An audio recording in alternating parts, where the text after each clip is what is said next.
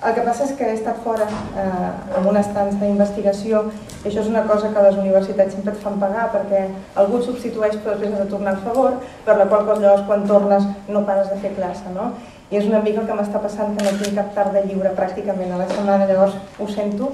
Estic molt contenta de saber que puc buscar a internet alguns fragments d'aquestes sessions perquè s'estan gravant, aleshores crec que això em rescabalarà d'alguna manera. A la meva intervenció d'avui em centraré en el cos perquè en les meves lectures darrerament de poesia per l'encàrrec d'aquesta antologia doncs ha sigut una mica el cos, l'objecte-subjecte en el que he fet focus. He escrit el meu text en castellà i l'he escrit precisament per circunscriure'm a la mitja hora que em va marcar.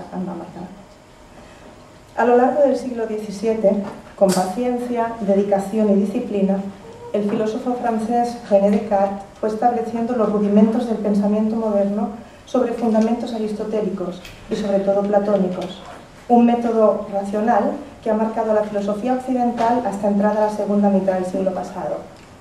Si bien es cierto que las propuestas cartesianas abocan al sujeto a que piense por sí mismo frente a dogmas y doctrinas, a que cuestione los prejuicios y las preconcepciones, no es menos cierto que esta afirmación de la existencia del ser vinculada al pensar, cogito ergo sum, descarta, permítaseme el juego fácil de palabras, al cuerpo, sus experiencias y sentidos, o huelga decirlo, sus pasiones. En el mundo dual de Descartes, dividido en la res cogitans y la res extensa, esta última sustancia, la del cuerpo y la materia, no cuenta para nada. Incluso debe ser forzosamente desestimada porque induce al error.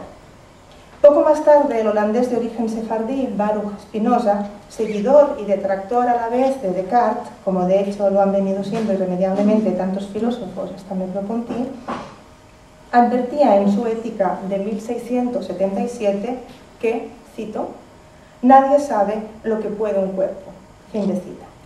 La observación venía a cuento de desmontar por alusiones la más que discutible invención cartesiana de la glándula pineal, órgano que presuntamente unía las dos sustancias irreconciliables, mente y cuerpo, posibilitando, por ejemplo, algo tan básico como el movimiento voluntario. Frente a su colega francés, Spinoza abogaba por una concepción conjunta e inseparable del cuerpo y la mente, como un todo.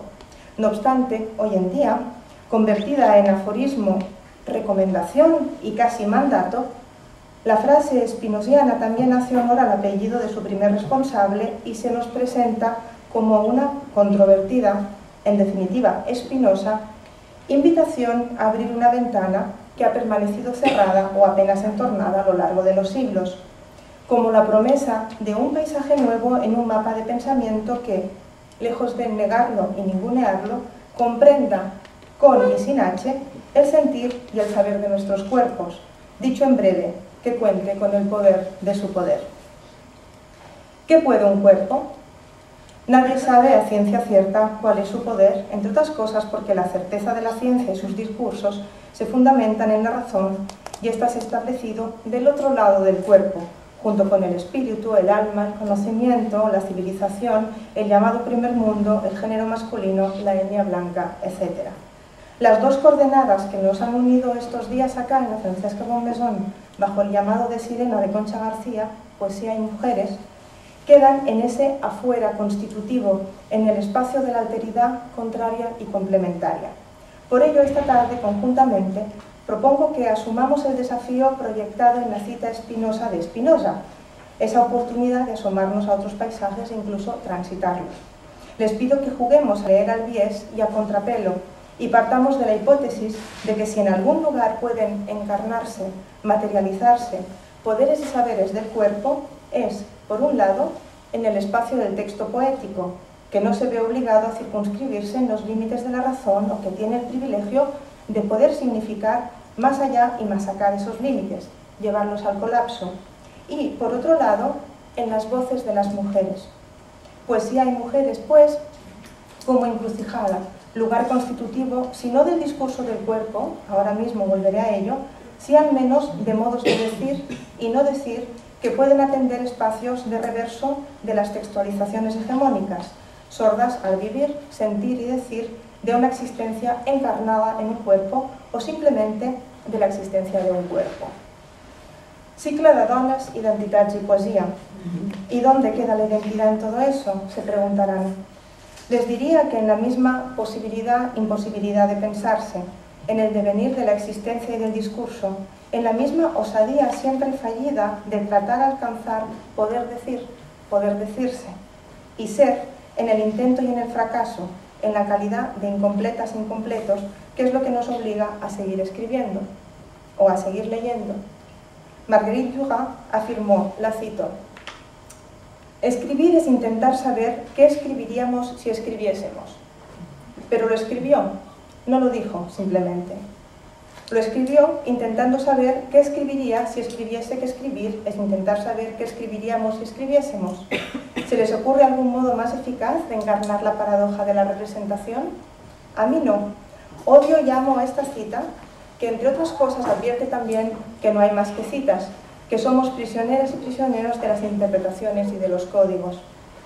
Quiero aclarar, antes de seguir, aunque hay algunas y algunos me conocen sobradamente, ya lo saben, que no pretendo retomar en mi propuesta ningún determinismo biológico o dar con la fórmula definitiva de una escritura corpórea. A mi juicio no basta vivir en un cuerpo sexuado en femenino y escribir. El ámbito de mi pensamiento se dibuja más en el terreno de las representaciones, como probablemente les ha puesto de manifiesto la cita de Duras. ¿Por qué? Y retomo lo que apuntaba más arriba. ¿Cuál es o puede ser el escribir del cuerpo? ¿Cómo representar lo que no ha tenido voz propia y ha sido dicho desde la necesidad de dibujar una fuera, un contorno reversible?